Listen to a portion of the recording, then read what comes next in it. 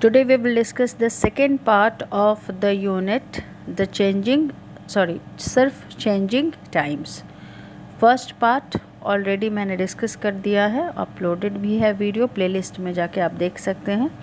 तो first part में हम लोगों ने यहाँ से इंट्रोडक्शन और ये डिस्कस किया था कि what are the complaints that generally parents have against their teenager और टीनेजर चिल्ड्रन।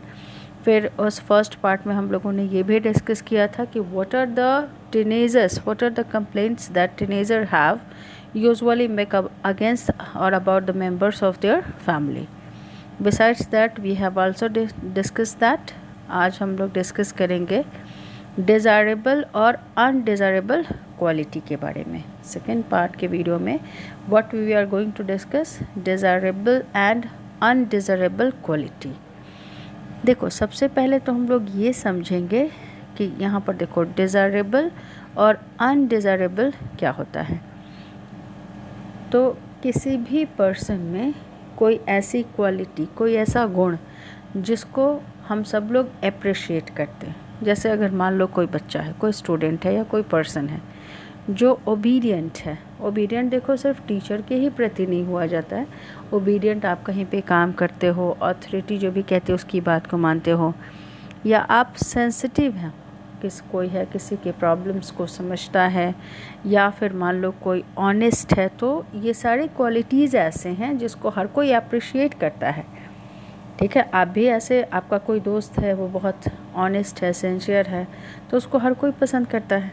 ये डिज़ायरेबल, तो उसको बोलते हैं क्वालिटीज़, ऐसी क्वालिटीज़ जिसको हर कोई पसंद करता है, that is called desirable qualities.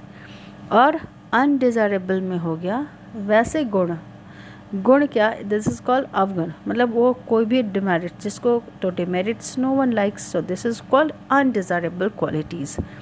So we are going to discuss about them.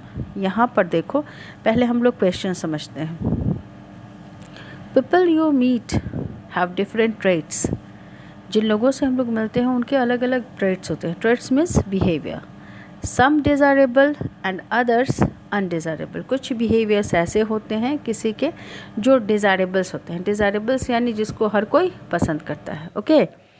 और कुछ क्वालिटीज़ ऐसे होते हैं जो अनडिज़ायरेबल होते हैं। Read some of the traits given below. अब यहाँ पे देखो उसी ट्रेट्स के बारे में दिया हुआ है, तो read some of the traits given below, जो नीचे दिया हुआ है, and tick the ones you have heard of, और उन सब के आगे तुम टिक करो जिसके बारे में आपने कभी समटाइम्स और अदर कभी सुना हो। Look up a dictionary to find the meaning of others. यहाँ पर देख रहे, कह रहा है कि look up a dictionary to find the meaning of the others. Meaning मैं कभी नहीं कहूँगी कि तुम मीनिंग पता करो। मीनिंग में जनरली हम लोग क्या करते हैं ना कि हिंदी वर्ड सीख लेते हैं। Don't do like that, uses सीखो। जैसे फर्स्ट वर्ड में है, देखो ओबीडियंट। ओबीडियंट वर्ड किसके लिए यूज़ करते हैं, किस पर्सन के लिए? ये ट्रेट्स कैसा है, डिज़ायरेबल है। वैसा पर्सन जो अथॉरिटी को या अपने घर के मेंबर को, जो भी होते हैं, तो वो जो ओबे करते हैं दूसरे की बातों को, अपने सीनियर्स के, अपने एल्डर्स को, उनको बोलते हैं ओबीडियंट। डिफायंट, तो ओबीडियंट कैसी क्वालिटी हुई, डिज़ायरेबल की अनडिज़ायरेबल? सो अनडिज़ायरेबल। जिसको आगे देखो एक्सप्लेन भी किया हुआ है, उसी से उसको देख के हम लोग चलते हैं तो आपको आसानी होगी समझने में। लेकिन उसके पहले मैं ये बता दूं कि all this words that have been given in this blob, जो ट्रेट्स हैं, ये सारे क्या हैं, ट्रेट्स हैं, क्वालिटीज़ हैं पर्सन के। इन सारे वर्ड्स को क्या बोलते हैं, एडजेक्टिव। ये ध्यान रखना, all this are adjective and it is called adjective, it's not adjective. जब भी डी और जे एक साथ आता है तो उसमें डी साइलेंट रहता है, ध्यान रखोगे। तो ये सारे वर्ड्स आपके क्या हैं, एडजेक्टिव हैं। अब देखो इन सारे वर्ड्स को यहाँ पे एक्सप्लेन किया हुआ है, यूजेस। देखो सी कह रहा है कि now write the words whose meanings are given below. Meanings means explain करके दिया हुआ है उसको, इसके लिए एक वर्ड आपको यहाँ पे यूज़ करना है। Also list them as desirable और अनडिज़ायरेबल क्वालिटी। साथ ही तुमको इसमें लिस्ट करना है कि इसमें कौन से डिज़ायरेबल हैं और कौन से अनडिज़ायरेबल हैं, यानी कौन सी क्वालिटी ऐसी है जिसको हर कोई पसंद करता है, कौन सी ऐसी है जिसको कि पसंद नहीं करता है।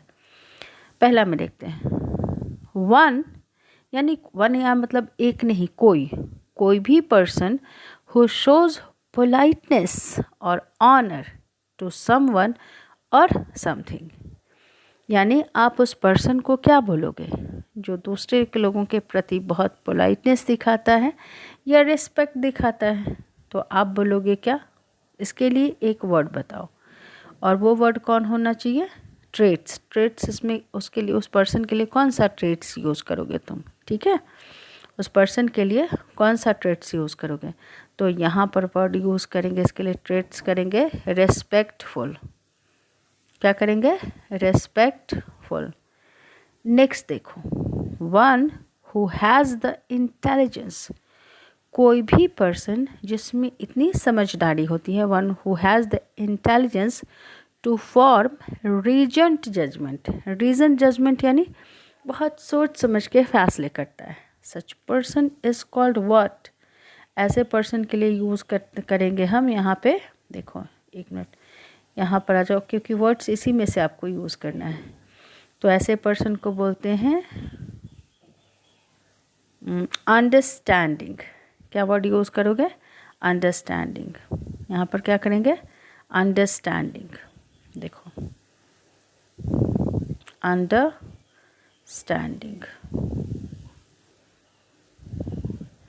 स्टैंडिंग अब ऊपर में देख लेना स्पेलिंग, यहाँ पे जगह नहीं है।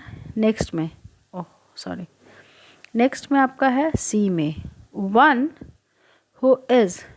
आपने बहुत बार ऐसे पर्सन्स को देखा होगा आपके आसपास में, आपने किसी फ्रेंड्स को ये करो, याद करो, या कोई भी person, one who is excessively यानी बहुत ज़्यादा, जिसको क्या होता है? One who is fond of raising objection. जैसे कुछ पर्सन्स ऐसे होते हैं जिनको कुछ भी कहोगे तो उसमें ऑब्जेक्ट ही करेंगे, कहेंगे नहीं ये चीज़ नहीं होता है, मतलब अगेंस्ट में जाएंगे। तो ऐसे पर्सन को क्या बोलते हैं? सच पर्सन इज़ कॉल्ड डिफाइंट। ऐसे पर्सन के लिए कौन सा, उसको में से कौन सा ट्रेट है? डिफाइंट। और डिफाइंट कौन सा ट्रेट है? डिज़ायरेबल की अनडिज़ायरेबल? ऑब्वियसली इसको कोई लाइक करेगा? जो पर्सन हर बात में जिसको ऑब्जेक्ट नहीं करता, नहीं मैं ये नहीं करूँगा, मैं वैसे नहीं करूँगा, then this is undesirable quality. तो इसको ऐसे यू लिख लेना। फोर्थ वन, ऐसा पर्सन, वन, और एक चीज़ हमेशा याद रखो, वन का मतलब ऐसे करके लिखा हो रहता है, तो यहाँ वन का मतलब कोई। One who is willing to adapt यानी बहुत बार आपने देखा होगा कि कुछ पर्सन्स ऐसे होते हैं जो कहीं भी एडजस्ट कर जाते हैं, ठीक है, और कुछ लोग ऐसे होते हैं जिनको हर जगह दिक्कत ही होती है।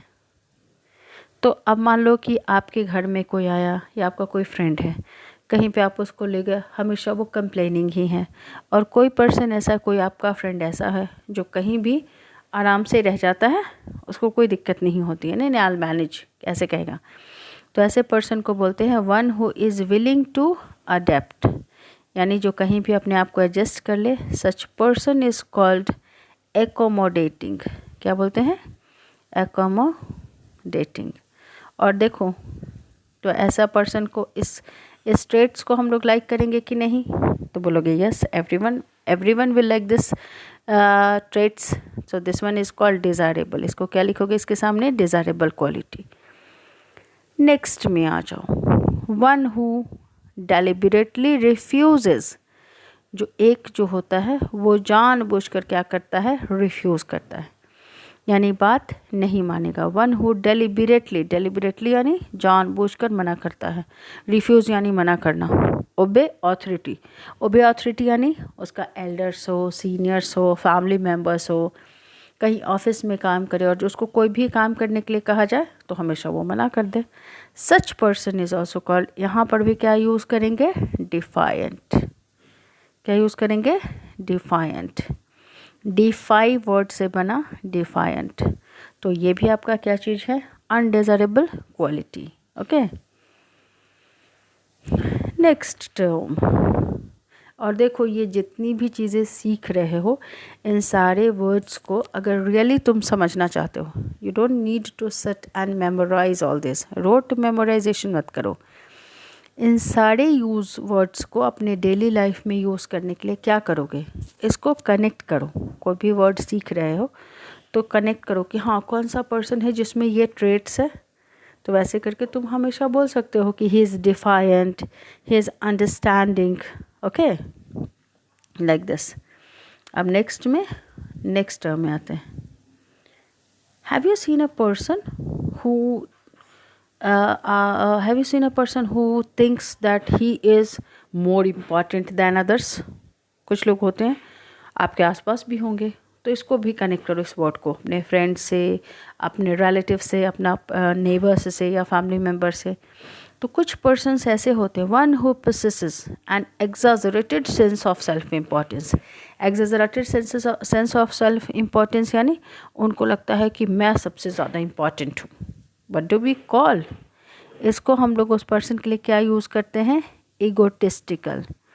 देखो यहाँ पर है, एक बार टर्म देख लेते हैं, ईगोटिस्टिकल। देखो हियर इट इज़ ईगोटिस्टिकल। तो person who possess exaggerated, egotistical person ऐसा होता है, उसको लगता है कि I am the most important person, बाकी लोग नहीं हैं। तो उसके लिए क्या वर्ड यूज़ करोगे आप? ईगोटिस्टिकल। ओके, नेक्स्ट में आ जाओ। सामने में डी और यू लिख देना, नोट्स बनाते जाना, और एक्सरसाइजेस को बार बार करो। इंग्लिश रीडर के जितने भी एक्सरसाइजेस हैं उसको बार बार करो। If you really want to learn English. Now come to the person who is rough, unpleasant and violent. Violent, one who is always ready to do मारपीट, और one who is unpleasant. Obviously जो rough है वो unpleasant होगा ही, ठीक है। तो अब हम लोग देखेंगे person who is rough, unpleasant and violent. Rough यानी क्या? One who speaks rude to everyone. Unpleasant, देखो सिंपल सी बात है, अगर तुमसे कोई पोलाइटनेस के साथ जेंटल बात नहीं करेगा तो रफ बोलेगा तो तुमको ये अच्छा लगेगा? नहीं। तो जो रफ है अनप्लीजेंट होगा, अनप्लीजेंट। लेकिन जो रफ भी हो, अनप्लीजेंट भी हो और वायलेंट भी हो, just connect this word to someone. याद करो, कोई ऐसा दोस्त है तुम्हारा या कोई आसपास का पर्सन जो कि हमेशा मारपीट करने को तैयार रहता है, such person is called what? Such person is called British. ऐसे के लिए कौन सा वर्ड यूज़ करोगे? Adjective British. और ये क्या चीज़ है? ब्रिटिश वर्ड जो है वो क्वालिटी जो है ये अनडिज़ायरेबल है, इस क्वालिटी को कोई पसंद नहीं करता है। Now come to this word, one who shows a bias. Bias का मतलब होता है कि बहुत बार हम देखते हैं कि कोई भी किसी भी पर्सन का डिसीज़न किसी पर्टिकुलर पर्सन के तरफ क्या होता है, जो डिसीज़न होता है या जजमेंट होता है वो बिल्कुल गलत होता है। इट मीन्स, इसको और क्लियरली समझो। क्या कभी आपके साथ ऐसा हुआ है कि आपको लगा हो कि कोई पर्सन जो है किसी का साइड ले रहा है, even the person is wrong, okay? तो आप या बोलते हो कि तब वैसे पर्सन के लिए वर्ड यूज़ करते हैं बायस्ड। मान लो कोई पर्सन है, उसको डिसीज़न लेना है, फैसला लेना है या बताना है कि किस बच्चे की गलती है या किस बच्चे ने क्या किया। अब बहुत बार ऐसा होता है कि जिसको ये डिसीज़न मिलता है और उसका जो फेवरेट पर्सन होता है उसके साइड में वो डिसीज़न देता है, डिस्पाइट नोइंग कि वो पर्सन या बच्चा गलत था। तो इसको बोलते हैं बायस्ड वर्ड, इसके लिए यूज़ करेंगे। तो वैसे पर्सन जो इस तरह से बायस्ड होकर काम करते हैं उनके लिए वर्ड यूज़ करते हैं बायस्ड, ओके? नेक्स्ट वन, अब तुम मुझे बताओ, कोई ऐसा दोस्त है तुम्हारा या आसपास के लोग जिसको आपने मजाक में भी कुछ कहा और तुरंत से वो पर्सन अपसेट हो गया, ठीक है? किसी को भी कनेक्ट कर लो, आज के बाद ध्यान में रखना, कोई भी any person who is easily upset by things people से और डू। तो जो लोग इतनी जल्दी आसानी से अपसेट हो जाते हैं किसी की बातों से, उनको बोलते हैं सेंसिटिव। क्या बोलेंगे? सेंसिटिव। ये ट्रेट क्या है? सेंसिटिव। आपको ऐसा दोस्त अच्छा लगता है? सो तो ये इसके लिए वर्ड यूज़ करोगे सेंसिटिव। कोई भी पर्सन जो आसानी से अपसेट हो जाए, तुम कुछ भी बोलो, मजाक भी करो, बुरा मान जाए या कुछ भी, ठीक है, या गुस्सा हो जाए, such person is called sensitive. या बहुत छोटी सी भी कोई खुशी की बात है उसमें बहुत खुश हो जाए। Last one is one who complies with an order और लॉ। वैसा पर्सन, वन यानी कोई भी ऐसा पर्सन जो ऑर्डर या लॉ को मानता है, सच पर्सन इज कॉल्ड। तो इस तरह की क्वालिटी को बोलते हैं, this is which type of trade, this is compliant. और ऐसे पर्सन को क्या बोलते हैं, कंप्लायंट। अब एक चीज़ और यहाँ पर देखो, मैं बता देती हूँ।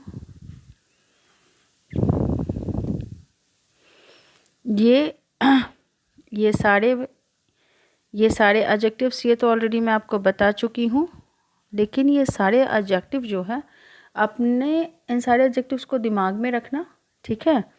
और पर्सन को मतलब देखना कि कौन सा पर्सन किस ट्रेट्स का है, ठीक है। कनेक्ट करके इसको देखो। एग्जैक्ट वर्ड में ये कहना चाहती हूँ कि इन सब वर्ड्स को कनेक्ट करके देखो। मतलब कनेक्ट कैसे करोगे, कोई भी ऐसा पर्सन हो जो बायस्ड हो, किसी का साइड लेता हो, या तो उसको इसके लिए बायस्ड वर्ड यूज़ करो और इसके लिए टाइम दो, सोचो, and then you can use this word. Argumentative किसके लिए वर्ड यूज़ करते हैं? अच्छा, आर्ग्यूमेंटेटिव तो हम लोगों ने छोड़ दिया। यहाँ पर देखो,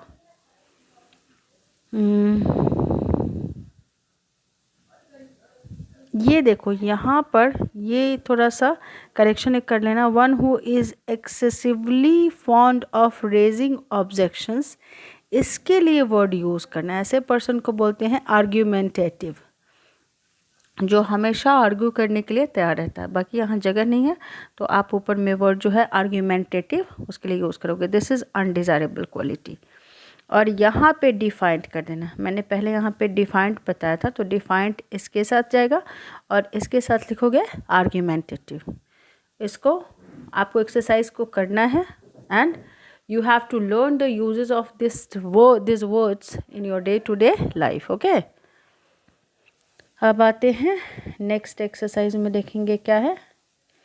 देखो, इसको भी पॉसिबल हो तो बना लेना, कोई ज़रूरी नहीं कि आप एग्जैक्ट ही पेंटिंग बनाओ, जैसा आपसे बनता है। यहाँ पर देखो, देख रहे हो, जहाँ डिज़ायरेबल ट्रेट्स है, यहाँ चेहरे पे स्माइल है। Undesirable traits that is not liked by the undesirable traits that are not liked by anyone, okay. तो यहाँ पर डिज़ायरेबल ट्रेट्स के बारे में लिखो। हालांकि देखो, ट्रेट्स बिहेवियर का नाम है, लेकिन यहाँ ट्रेट्स में एडजेक्टिव सेंस में यूज़ किया गया है, क्वालिटी के सेंस में। तो आपने डिज़ायरेबल ट्रेट्स में यहाँ लिख देना है जो आपने ऊपर में एडजेक्टिव्स देखे हैं वर्ड्स, और अनडिज़ायरेबल जो था उसको इसमें लिख देना है, ठीक है। नेक्स्ट में आ जाओ। नेक्स्ट क्या है, अब हम लोग का पहला टॉपिक होगा that we have to discuss. And what is the name of that topic? Give me a break. Give me a break. Break यानी कोई काम आप लगातार कर रहे हो, कोई चीज़ आपके साथ हो रहा है तो आपको थोड़ा उसके लिए इंटरवल चाहिए, तो आप बोलते हो give me a break. Continuously कोई भी काम करके थक जाता है, तो वो हम पढ़ेंगे। लेकिन उससे पहले ये जान ले कि इस टॉपिक में, मतलब कि इस लेसन में है क्या चैप्टर में। 8.3 है, let us now understand the contrasting point of view of the teenagers end of their parents. यानी अब हम लोग समझेंगे कि कैसे अपोजिट पॉइंट्स ऑफ व्यू होता है। कॉन्ट्रास्टिंग यानी जब आप एग्री नहीं करते हो। कौन एग्री नहीं करते हैं? टीनेजर्स और उनके parents. Read the dialogue between a counsellor and Pranay. इस लेसन में तुम पढ़ोगे कि एक लड़का है जिसका नाम है Pranay, he is the student of class 12th, और counsellor. Counsellor is the word that is used for the person who gives advice. जैसे हम लोग को कहीं कुछ प्रॉब्लम होता है और हम सलाह लेने जाते हैं किसी भी रिगार्डिंग, किसी भी, तो उस वो जो पर्सन हमें एडवाइस देता है उसको बोलते हैं counsellor. Counsellor and Pranay, and between the counsellor and Pranay's mother. तो फर्स्ट पार्ट में काउंसलर किससे बात करती है? प्रणय से जो उसकी बातचीत होती है उसके बारे में हम लोग देखेंगे। And Pranay is a teenager. तो हम लोगों के रिलेशन की शुरुआत इंट्रोडक्शन में ही देखा था कि पेरेंट्स को भी कुछ कंप्लेंट्स होते हैं अगेंस्ट देयर टीनेजर चिल्ड्रन, और टीनेजर्स को भी होते हैं। यहाँ पे देखो, counsellor speaks to Pranay. He was a lanky boy. Here he has been used for whom? This Pranay, Pranay के लिए यूज हो रहा है। तो he was a lanky, lanky is an adjective। तो lanky वर्ड किसके लिए यूज करते हैं? Person who is very tall, lane and thin. तुम भी अपने को, तुम्हारे कोई फ्रेंड भी होगा, चाहे आसपास में किसी भी पर्सन को तुम देखो जो टॉल होता है और बहुत लेन थिन होता है, ठीक है, उसके लिए वर्ड यूज करते हैं लैंकी। तो प्रणय भी जो था वो लैंकी बॉय था, यानी tall and extremely thin and taller than the other boys of his class. और अपने क्लास के बाकी लड़कों से वो बहुत ज़्यादा लंबा था। And in which class he studies, वह पढ़ता था। He studied in which class? He studied in class 12th। He also had long hair, and the counselor wondered why his class teacher had not checked him for it. अब देखो, when Pranay came to counselor, अभी तो वो permission लेके अंदर आएगा, लेकिन as soon as counselor just looked at him, counselor ने सोचा, पहले तो बता दो फिजिकल अपीयरेंस उसका बता दी कि ये टॉलर था, उसके बाल लंबे थे। एंड देन काउंसलर वंडर्ड, उसको काउंसलर ने खुद अपने मन में सोचा कि प्रणय के क्लास टीचर ने उसको इसके लिए चेक क्यों नहीं किया। चेक मतलब रोकना, stop someone. May I come in? Who asked? It was Pranay. He asked the doctor. Doctor यहाँ पर किसको रेफर किया जा रहा है? काउंसलर को। पूछा may I come in, and then counsellor replied in affirmative, मतलब उसने उसको परमिशन दी कि यस प्लीज़ डू, आने के लिए। He came in and sat down with a heavy sigh. Pranay आया, अंदर आया, and he sat down with a heavy sigh, मतलब ही वॉज, देखो हैवी शाई कब यूज़ करते हैं? जब आप एनवाइड होके फ्रस्ट्रेशन में डीप ब्रेथ लेते हो, उसके लिए वर्ड यूज़ करते हैं हैवी शाई। वो बैठा, and then he started to talk to counsellor. देखो वो क्या बोलता है। He said my name is Pranay, okay, my name is Pranay ma'am, could you please speak to my parents when they come for the parent teacher meeting? And after that Pranay ने पूछा उस counsellor से कि इफ़ शी वुड टॉक, क्या कहा? If she would talk to his parents when they came for parent teacher meeting. Means what? Why did he ask this? Because he wanted, Pranay wanted counsellor to talk to his parents. And after that he told, see, now we will study about the complaints that Pranay had against his parents. देखो क्या बोलता है। They are so critical. Critical is an again adjective. उसके बाद उसने बोला कि मेरे पेरेंट्स बहुत ही क्रिटिकल हैं। क्रिटिकल मीन्स हमेशा जो आपको बताते रहते कि what is right, what is wrong, आपने जो किया इसमें क्या अच्छा है क्या बुरा है। सो प्रणय टोल्ड कि they are so critical about everything, मतलब उसने कहा कि वो इतने हर चीज़ के बारे में इतना क्रिटिकल हैं that living at home is like hell. Pranay ने काउंसलर से कहा कि उसके पेरेंट्स इतने ज़्यादा क्रिटिकल हैं कि उसका घर में रहना मुश्किल हो गया है। They are impossible, okay. And after that he told about his parents कि वो इम्पॉसिबल हैं। Impossible means it is not easy for him to just live with them according to them। and further he added, Pranay ने कहा कि according to them, यानी उसने बोला कि मैं अगर मेरे पेरेंट्स के हिसाब से देखा जाए, according to them I don't do anything right, तो मैं कुछ सही करता ही नहीं हूँ। for God's sake give me a break। and after that he told, I just wanted interval, मैं चाहता हूँ कि मुझे इससे थोड़ा सा रिलीफ मिले। I am not a little kid and then Pranay told कि he was not a little kid.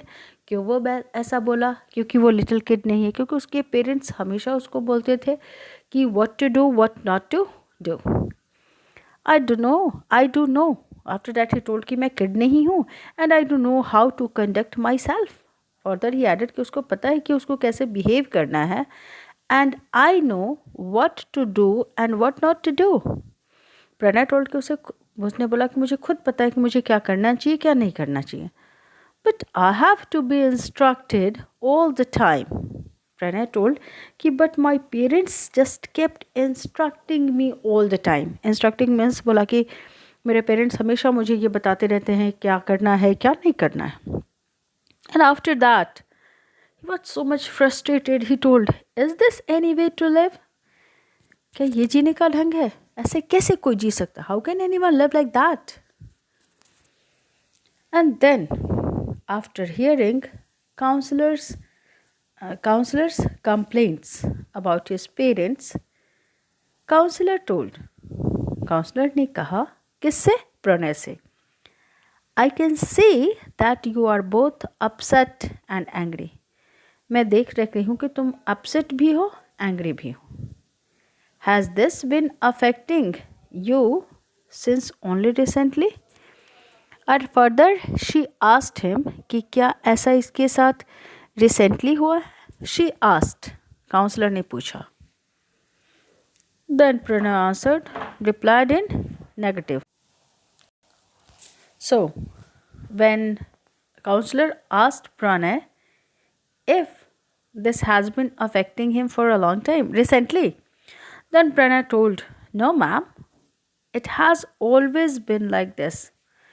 When counselor just inquired if he was facing this such situation, means he was upset for recently or it has been for a long time. तो प्रणय ने कहा कि नहीं, it is just that during the last 1 year I have been finding it unbearable. तो प्रणय ने कहा कि नहीं, 1 साल से मैं इस सिचुएशन को अनबियरेबल है मेरे लिए. Unbearable means that can not be tolerated any longer. कोई भी चीज़, जब कोई भी चीज़ या सिचुएशन ऐसी हो जाती है, ख़राब सिचुएशन जिसको आप आगे आप टॉलरेट नहीं कर सकते हो, तो वहाँ पर हम लोग वर्ड यूज़ करते हैं अनबियरेबल. सो काउंसलर आस्क्ड प्रणय कि what do they normally ask you to do and what are the things that they ask you not to do. तो काउंसलर ने पूछा कि प्रणय से कि कौन सी चीज़ें हैं जो उसके पेरेंट्स उसको करने के लिए कहते हैं और कौन सी चीज़ें ऐसी हैं जिसको उसको वो काम करने के लिए मना करते हैं. Then Pranay told, frankly speaking, I'm stopped from doing anything I want to and I'm told to do everything I don't want to. तो प्रणय ने कहा कि मैं ये कहना चाहता हूँ, सही फ्रैंकली मीन्स क्लियरली मैं ये कहना चाहता हूँ कि I am stopped means Pranay is stopped from doing anything that he like to do. Pranay told counsellor कि वो हर चीज़ करने से रोका जाता है. Means he was stopped from doing everything और anything that he wanted to do. And his parents just always instructed him to do those things that he didn't want to do. For example, फिर प्रणय ने बताया, I am supposed to study every day for long periods. फिर उसने बताया कि मेरे parents चाहते हैं कि मैं बहुत देर तक पढूं for long periods. And I'm not supposed to interact with friends. और वो लोग चाहते हैं कि मैं अपने फ्रेंड्स से कभी बात नहीं करूं. सिर्फ कब बात करूं? Except on weekends means Saturday और संडे को, उसके अलावा मैं बात नहीं करूं. Pranay told what these are the complaints that he had against his parents. See how what counselor asked.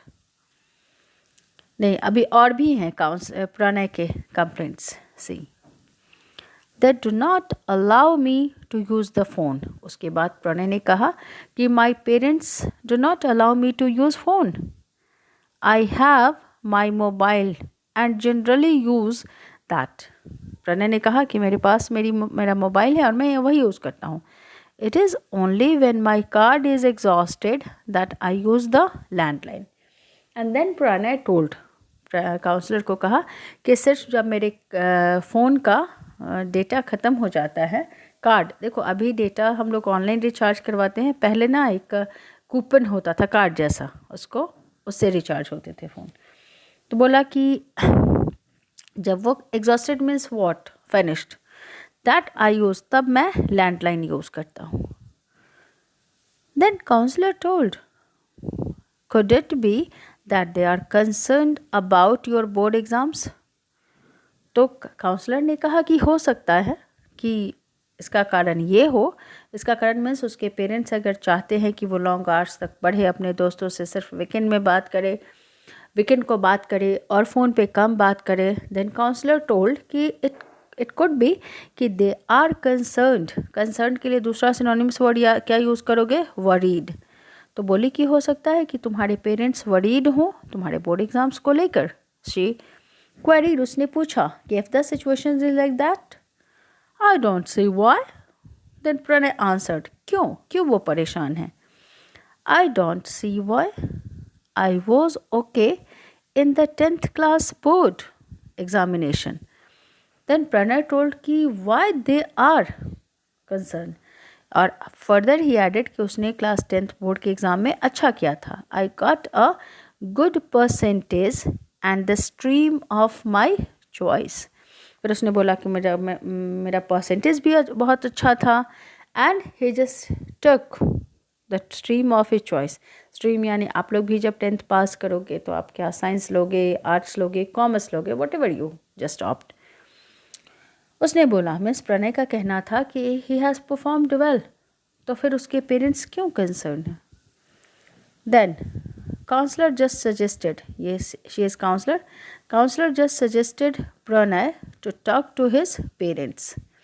देखो यहाँ पर ये काउंसलर वॉज टेलिंग हिम, बोलती है वाई डोंट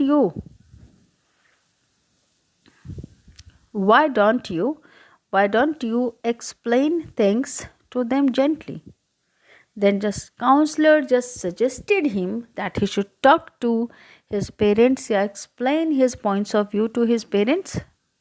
कैसे? Gently. Then Pranay just told, good God, there is no gentle talking in my house. Dad just yells at me.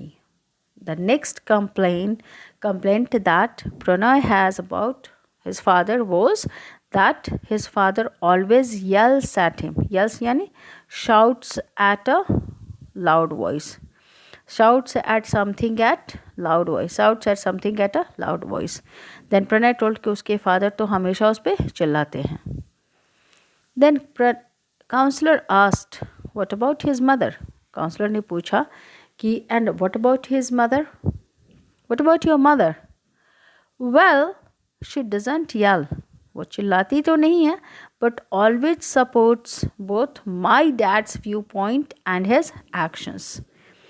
तो उसने बोला कि बस चिल्लाती तो नहीं है लेकिन वो सपोर्ट करती हैं, किसके, डैड्स के व्यू पॉइंट को, और वो जो भी करते हैं। मीन्स प्रणय ने कहा कि Pranay's mother always supports his fathers, means whatever his father says, तो मदर कहती हैं कि हाँ ठीक ही बोल रहे हैं। So if I get you right, counsellor ने प्रणय से कहा कि इसका मतलब कि जहाँ तक मैं समझ पा रही हूँ, so if I get you right, you feel kind of trapped between what you want to do and what you are allowed to do, and that makes you angry. तो काउंसलर ने कहा प्रणय को कि मुझे ऐसा लग रहा है कि तुम्हारे साथ प्रॉब्लम ये है कि तुम अब इस वजह से परेशान हो कि तुमको क्या करने के लिए कहा जा रहा है और क्या तुम करना चाहते हो। Then Pranay told, that's an understatement. Okay.